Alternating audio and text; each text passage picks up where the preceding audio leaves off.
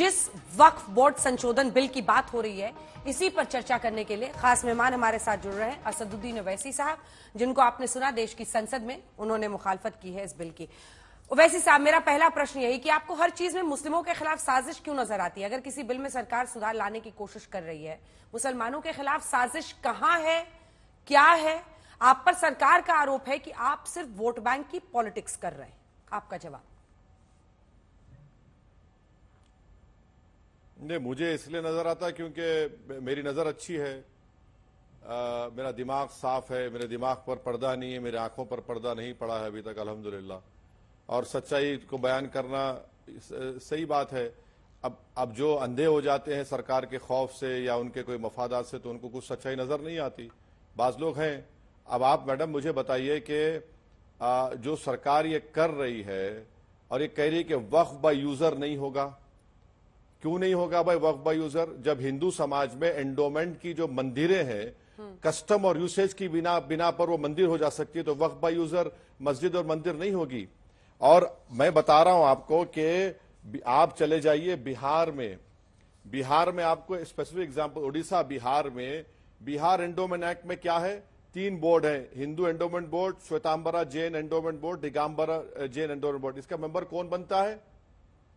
मुसलमान बन सकता है? नहीं बन सकता है। सिख कम्युनिटी में हरियाणा, पंजाब, दिल्ली में जाइए, गुरुद्वारा प्रबंधक कमेटी, ये उनके मैनेजमेंट लॉज में कौन मेंबर बनता है? मुसलमान बनता है? नहीं, सिख बनता है। और फिर ये कहते हैं कि वक्फ अल औलाद नहीं होगा। अरे कैसे नहीं होगा भाई? मैं अल्लाह के नाम पे, अपनी औलाद के नाम पे वक्फ कर रहा हूं।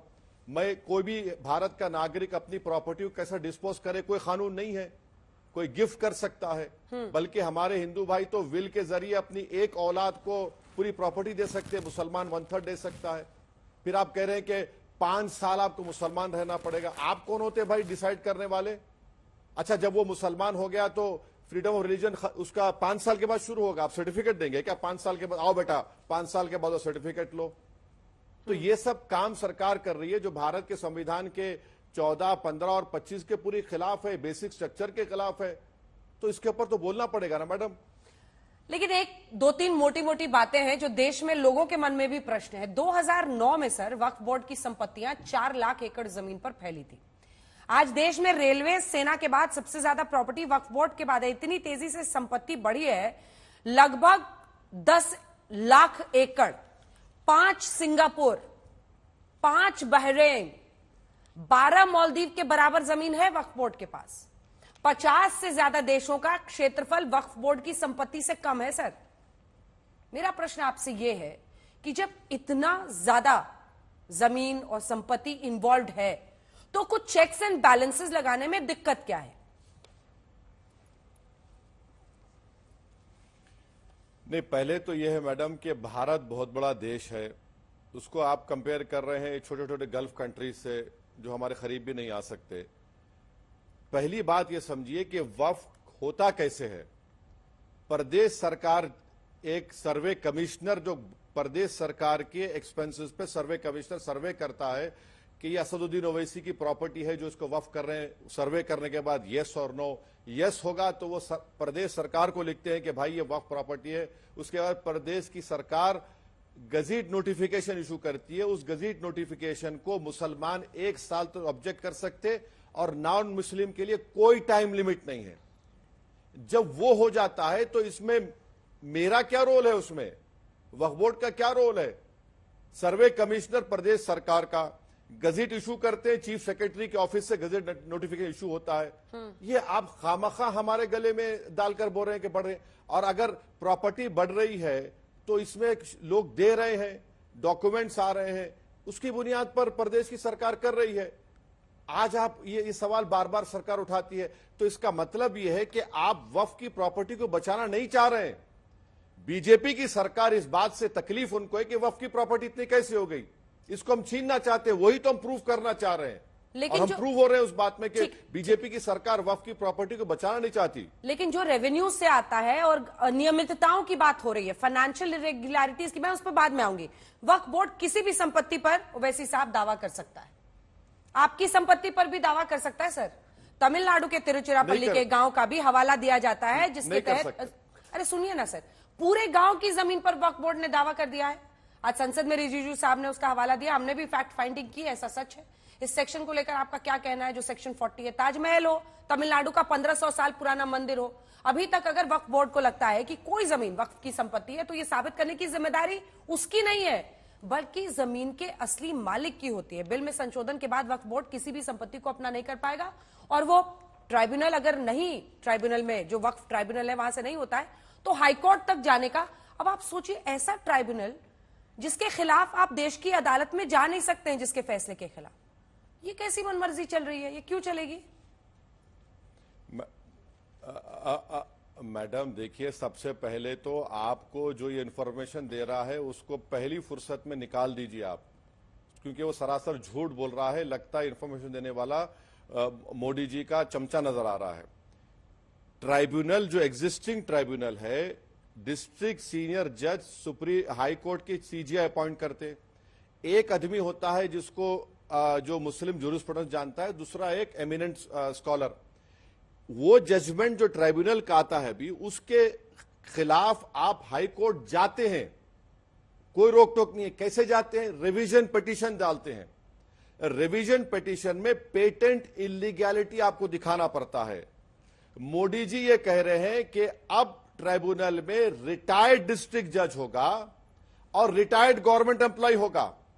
मेरे को यह बताइए कि डिस्ट्रिक्ट कलेक्टर के ऑर्डर के खिलाफ, अच्छा रिटायर्ड डिस्ट्रिक्ट जज ना भी हो, एक आदमी से ट्राइब्यूनल चलेगा और उस जजमेंट के खिलाफ आप अपील करेंगे।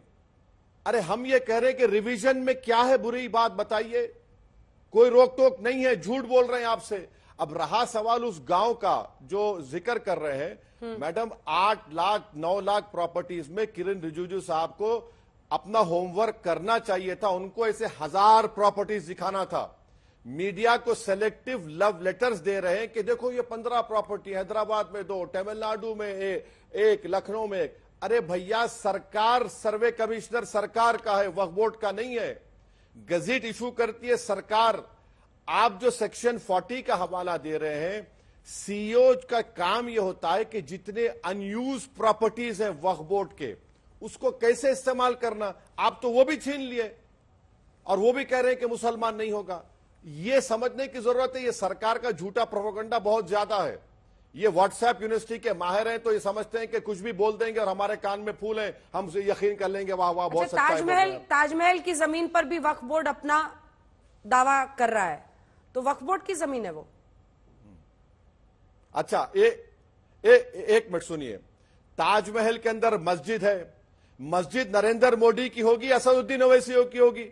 अच्छा, जो ताजमहल पे दावा कर रहे हैं वो सुन्नी वक्फ बोर्ड, वो उसका सीईओ कौन है, अपॉइंट कौन करते? जुफैर फारूकी साहब। जुफैर फारूकी साहब को बड़ी तारीफ कर रहे थे आप ही के चैनल पर लोग, जब वो 5 एकड़ जमीन मिली वो मस्जिद बनाना चाह रहे। अरे वो तो गवर्नमेंट का आदमी है, वो जाके कर रहा है, मैं क्या कर रहा हूं? वो कर रहा है तो उनसे पूछिए ना। और वो जाकर कह रहे हैं कि हमारे पास डॉक्यूमेंट्स है। आप नहीं मानते, ठीक है, नहीं मानिए, वो कर रहे हैं। अच्छा, और एक बात, सुन्नी वक्फ बोर्ड जहां मजार है, जहां मकबरा है, सुनिए ना। एक मिनट मेरी बात, बोलिए एक मिनट मैडम एक मिनट मेरी बात मुकम्मल कर दीजिए, मैं आपकी बात सुनता हूं। सुन्नी वक्फ बोर्ड की इजाजत से 1965 में मथुरा में कृष्ण जन्मभूमि स्थान और वक्फ बोर्ड मुसलमानों के दरमियान में वक्फ बोर्ड के परमिशन से एक एग्रीमेंट हुआ। वक्फ बोर्ड की 8 एकड़ जमीन हमारे हिंदू भाइयों को दी गई, परनाले का रास्ता दिया गया। आज आप उसको खोल दिए ना। उस एग्रीमेंट को आपने, वक्फ बोर्ड ने सैंक्शन दिया था, सरकार ने दिया था। तो इसीलिए हम कह रहे हैं कि हम दूध के जले छाछ को भी फूक फूक कर पिएंगे। पर जहां मकबरा है वहां पर आपको वक्त का क्या है? मतलब ये तो इस्लाम में मुझे नहीं लगता कि आपने कहा कि खुद ही जो सुन्नी बोर्ड है, ऐसे में मकबरे पर क्या इस्लाम से तो में मान्यता नहीं रखी जाती है मजार मकबरे को? अगर मैं गलत हूं तो बता दीजिएगा। ताजमहल पे हूं मैं अभी। नहीं, मकबरा है, खबर है, दरगाहें हैं, खानखाएं हैं। अजमेर की दरगाह का अलग सिस्टम है, अलग कानून है। मगर जहां पर दरगाह होगी, दरगाह की जमीन होगी। अब मिसाल के तौर पर एकनाथ शिंदे ने स्टेटमेंट दिया कि भिवंडी या मुंबई में जो हाजी मलंग की दरगाह हमारी है, मुसलमानों की नहीं है। तो होगा क्या कि कलेक्टर के पास शिंदे रिपोर्ट लिखेंगे कि ये दरगाह नहीं है, ये मंदिर है। अब वो क्या कलेक्टर की मौत पुकारी वो मुख्यमंत्री के खिलाफ रिपोर्ट देगा? वो तो अपना देखेगा ना कलेक्टर। वो बोलेगा भाई मैं मुख्यमंत्री के खिलाफ कुछ लिखूंगा। हाँ। तो सुप्रीम डीएम पर भरोसा नहीं है, मतलब डीएम जो है जी, डीएम को जो है उसको बिल्कुल भरोसा नहीं है आपको, मतलब डीएम एक कॉन्स्टिट्यूशनल पोस्ट है, डीएम काम करता है, बाकी सबके लिए उसका काम सही रहेगा, बस मुस्लिमों के खिलाफ उसका काम रहेगा। मतलब आप एक पूरे इंस्टीट्यूशन पर आप उसी पर सवाल खड़ा कर दीजिए। आप बोल लीजिए, मैं आपको देखिए, डीएम कॉन्स्टिट्यूशनल पोस्ट नहीं है। डीएम एक एग्जीक्यूटिव में का अपॉइंटी है, रूलिंग पार्टी जो मुख्यमंत्री होता है उसका अपॉइंटी है। सुप्रीम कोर्ट ने कह दिया कि रेवेन्यू अथॉरिटीज टाइटल नहीं डिसाइड कर सकते। सुप्रीम कोर्ट ने और पूरी दुनिया जानती है कि जो बेसिक प्रिंसिपल है नेचुरल जस्टिस का, कोई अपने ही मैटर में जज नहीं बन सकता। यही तो हम कह रहे हैं, सुप्रीम ये समझना चाहिए। कौन सा कलेक्टर योगी आदित्यनाथ के खिलाफ फैसला देगा? कौन सा कलेक्टर हरियाणा के मुख्यमंत्री की सरकार के खिलाफ फैसला देगा? कहां देगा बताइए ना। और कानूनन सुप्रीम कोर्ट ने कह दिया कि revenue authorities can not decide title, survey commissioner करेगा, गजीट होगी। यही तो हमारा मुतालबा है। और मैं आपसे रिक्वेस्ट कर रहा हूं, आपकी टीम से रिक्वेस्ट कर रहा हूं कि आपके दर्शकों से बताना चाह रहा हूं, section 3A, section 3B, section 3C and amendment of section 4 पढ़ ले। अगर कोई भी जाकर कलेक्टर से कहेगा कि सर ये ओवैसी जिस जगह पर बैठा हुआ है वो वक्फ नहीं है, तो कलेक्टर ये कहेगा कि पेंडिंग इंक्वायरी वक्फ नहीं है। अरे मैं 100 साल से वक्फ का यूजर हूं। यही तो इसमें ऑब्जेक्शन है हमारा इस बिल में। अगर आपकी संपत्ति को वक्फ बता दे कि हमारी संपत्ति है, तो फिर ओनस आप पे रहेगा प्रूफ करने का कि ये वक्फ की संपत्ति नहीं है। क्या करेगा? मैं आपको एग्जाम्पल दे रही हूं, बताइए क्या करेगा। अब एक औरत है ना, एक महिला जिसका उदाहरण आ रहा है कि उनको उनकी जमीन को इसी तरह से वक्फ ने बता दिया। एक साहब थे तमिलनाडु में, वो शादी के लिए जमीन बेचने गए, बोला गया कि आप पहले वक्फ से नो ऑब्जेक्शन सर्टिफिकेट लेकर आइए। अब ऐसे लोग क्या करें, कहां जाएं? आपको सब का सब वही लग रहा है, लेकिन ऐसे मामले हैं इस देश में और ये केसेस चल रहे हैं मिस्टर ओवैसी। मैडम, मैं वही तो आपको और आपके देखने वालों को ये बताने की कोशिश कर रहा हूं कि उस गांव की जमीन को सर्वे कमिश्नर प्रदेश सरकार का है, उसने सर्वे किया और कहा कि ये वक्फ की जायदाद है। 1 साल का ऑब्जेक्शन टाइम लिमिट मुसलमानों को दिया गया, नॉन मुस्लिम्स को टाइम लिमिट नहीं है। वहां की तमिलनाडु की सरकार ने गजेट नोटिफिकेशन जारी कर दिया। आप चैलेंज करिए ना, कौन रोक रहा है आपको? बराबर चैलेंज होगा। हैदराबाद में सुप्रीम कोर्ट में लोग जाते हैं, वक्फ बोर्ड केसेस हारता है, बाज वक्त वो खुद मिल जाते हैं किसी से, बाज वक्त तो कोर्ट का फैसला आता है। तो ये इसको मैडम 8 लाख जायदादों में किरण रिजिजू को सिर्फ 15 मामले नजर आए। अरे भाई थोड़ा होमवर्क करके अच्छा झूठ बोलो। 15 मामले कम होते हैं आपकी नजर में, ज्यादा मामले उठाने चाहिए थे। ठीक है, आप अपनी दलील दे रहे हैं, लेकिन देखिए आप कॉन्स्टिट्यूशन को हमेशा दिखाते हैं ओवैसी साहब। आप कहते हैं संविधान से ही देश चलेगा, लेकिन देश में धर्म के आधार पर ट्रिब्यूनल सिर्फ वक्फ बोर्ड वाला ट्रिब्यूनल है, नहीं तो आर्म्ड फोर्सेस ट्रिब्यूनल है, एनजीटी है, इंडस्ट्रियल ट्रिब्यूनल है, इनकम टैक्स अपीलेट ट्रिब्यूनल है। वक्फ ट्रिब्यूनल लेकिन होना चाहिए। क्यों होना चाहिए? धर्म के आधार पर।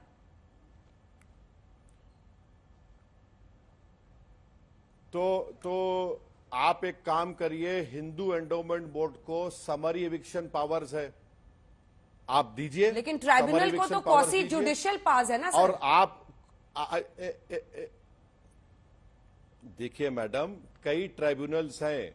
ये ट्राइब्यूनल वक्फ के मैटर्स को देखता है। ये ट्राइब्यूनल का जज असदुद्दीन ओवैसी, अंजना ओम कश्यप अपॉइंट नहीं करते, उस स्टेट का चीफ जस्टिस अपॉइंट करता है।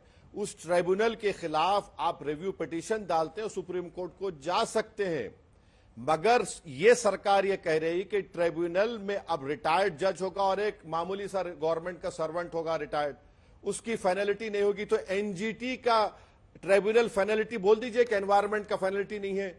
और एक टैक्स का आपका एक टैक्स का भी सवाल है, नहीं था सर, वो ट्राइब्यूनल को बोल दीजिए। सवाल था धर्म के आधार पर ट्रिब्यूनल क्यों है, धर्म के आधार पर? मेरा यह सवाल था, क्यों नहीं होना चाहिए धर्म के आधार पर?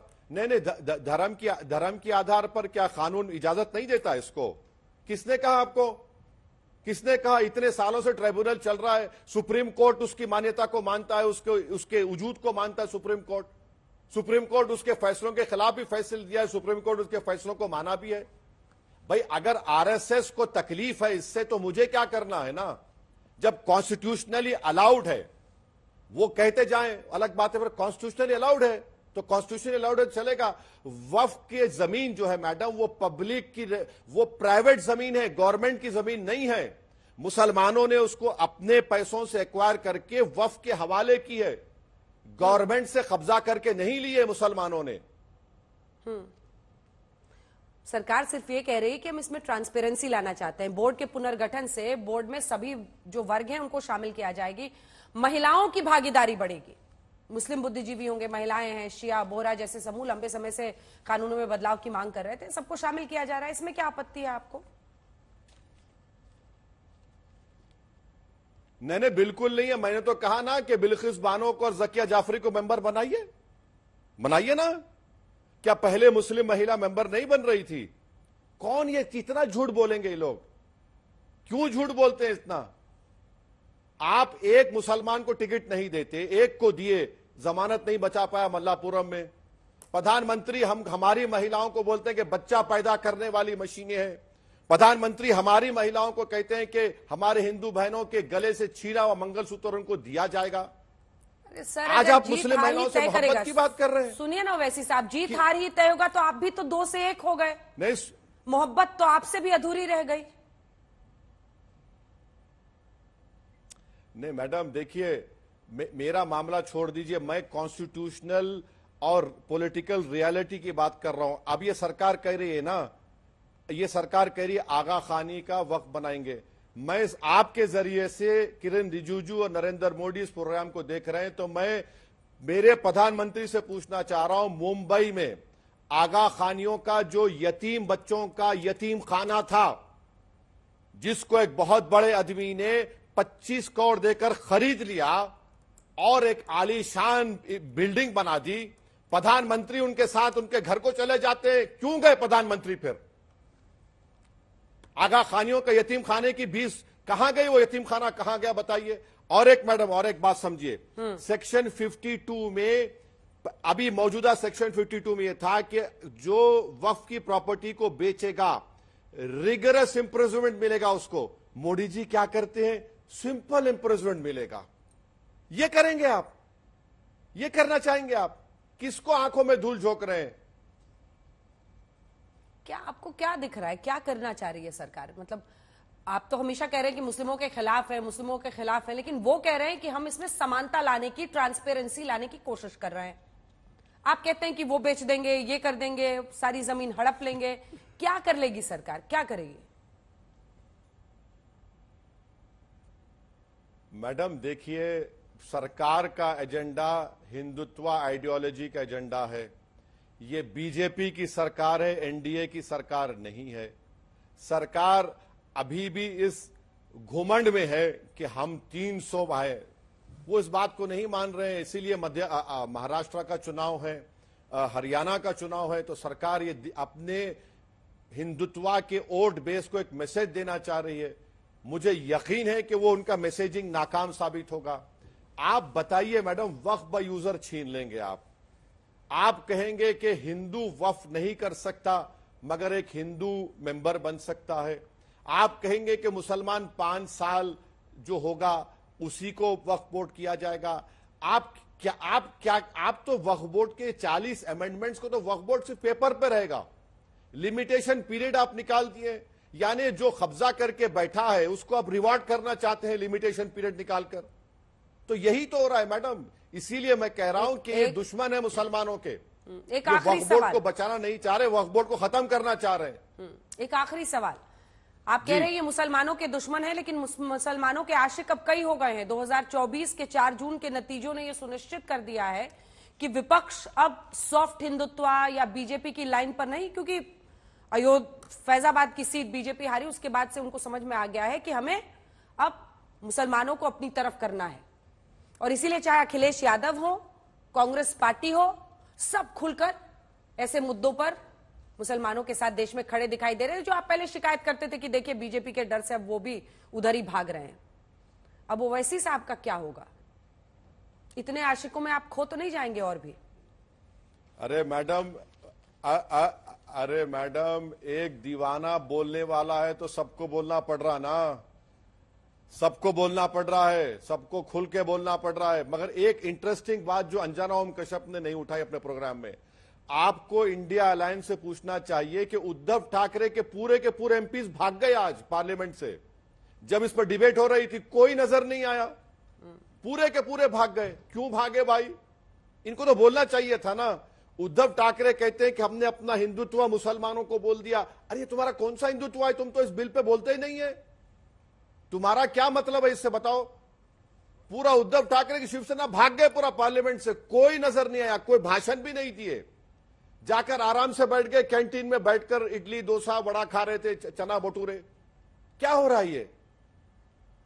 कहां चलेगा सर ये सब? यूपी के अलीगढ़ में जाकर आप ये क्या बताएंगे कि उद्धव ठाकरे छोले भटूरे खा रहे थे, चले गए, उससे क्या फर्क पड़ेगा? वहां पर तो जनता यही देखेगी कि कौन बीजेपी को पीछे कर सकता है। सही नहीं कह रही हूं? मैडम, जब तारीख लिखी जाएगी ना तो पार्लियामेंट्री रिकॉर्ड में लिखा जाएगा कि असदुद्दीन ओवैसी ने वक्फ के कानून के खिलाफ सेक्शन 72 के तहत नोटिस दी और हमने कॉन्स्टिट्यूशन और इस बिल को सामने रखकर सरकार को एक्सपोज किया। अब जो दूसरी बातें होती रहेंगी, मेरी जो जिम्मेदारी है मैं उसको निभाऊंगा।